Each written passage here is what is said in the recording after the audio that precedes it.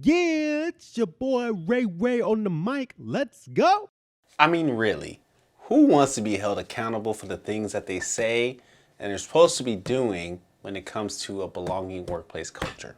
My name is Ray White, equity inclusion strategist, leadership coach, and host of the On the Mic with Ray White podcast. I want to help you as a leader develop a belonging workplace culture by design.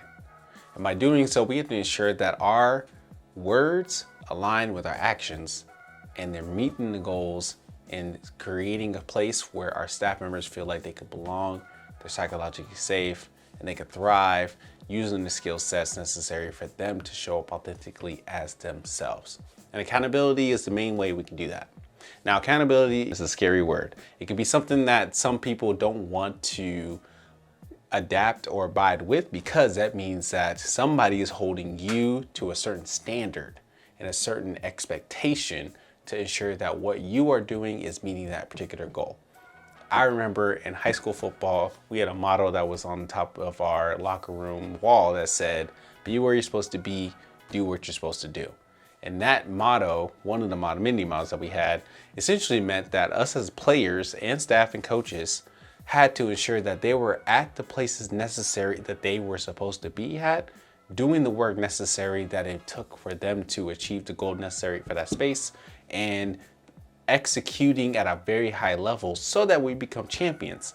If I say I'm gonna be at the weight room at 8 a.m. on a Friday morning, I need to be sure I was at the weight room at 8 a.m. on Friday morning, especially if I wanted to play in the games later that evening, right? Like there had to be a level of standards that were set from the coaches, staff, players, captains, and so on, for us to all embody this level of commitment to our culture to meet the end goal of becoming champions.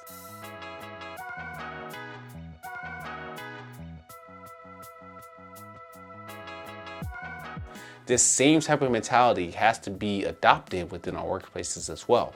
As leaders, we are setting the tone, we are setting the standard in which that we want our staff members to adopt when it comes to creating a belonging workplace culture. And that standard has to be set with us. We have to be the ones that show up in these spaces with this level, with this lens, with this perspective to ensure that everybody has what they need to be successful, that we are doing the necessary learning and having necessary language and practicing the necessary steps to ensure that the one staff member who has historically been marginalized or who doesn't feel like they feel belong or is constantly being overlooked and overpassed or overseen in their work to be taken to consideration, to be developed, fostered from a relationship perspective and helping others to make those connections so that every person feels like they have what they need to be successful within the workspace. When we practice accountability in our belonging workplace culture, creates a space where people know that there is a level that we are trying to reach and we all have a hand in reaching that particular level. But when we do not hold ourselves accountable, when we do not hold other people accountable to the statements that we've set when it comes to creating this inclusive belonging culture, then we see a skew in our values and in our actions, and it does not align, and it creates a divide and a mistrust and a lack of trust in others within ourselves and our peers around us who are not holding each other accountable.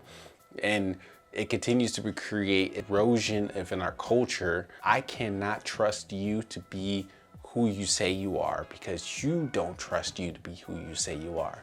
And so if you have people around you who is evading, you, who doesn't truly understand or truly believe what you're saying, or who doesn't truly think that you can get the work done, because that probably is because they don't trust that you have what it takes to hold yourself or others accountable to make sure that that work gets done. The ways in which that we transform our workplace culture, one of the starting blocks has to be accountability and ensuring that we're doing what it takes to create that for ourselves and for others. So what does that look like?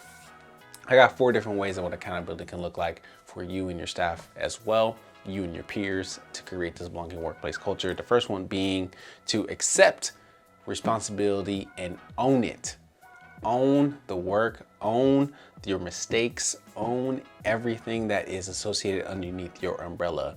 What is in your control you have to recognize, understand, and control that, and own that level of control within your workspace as well, and not delegate responsibility or delegate ownership for other people when it's something that's under your purview to do.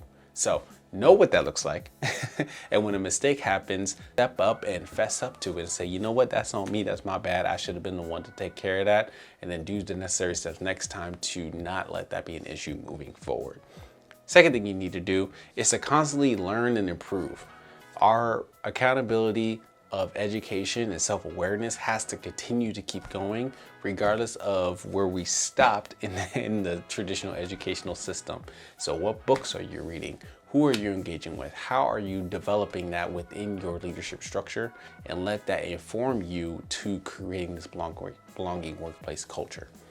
The third thing we need to do is to seek solutions that are inclusive and equitable. We don't know it all. We have blind spots. We have so many things that we are not truly aware of, and it's okay.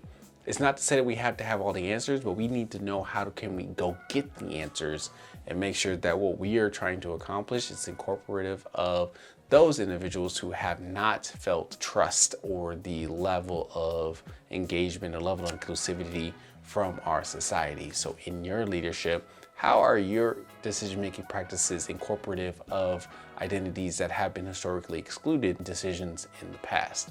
So what are you doing to infuse that within your organization, within your leadership, and hold yourself accountable to make sure you're seeking out those voices in that way too? And then the fourth thing, it sounds easy, but it's not that easy, but it's following through on your actions. Again, back to the motto from the football team: be where you're supposed to be, do what you're supposed to do.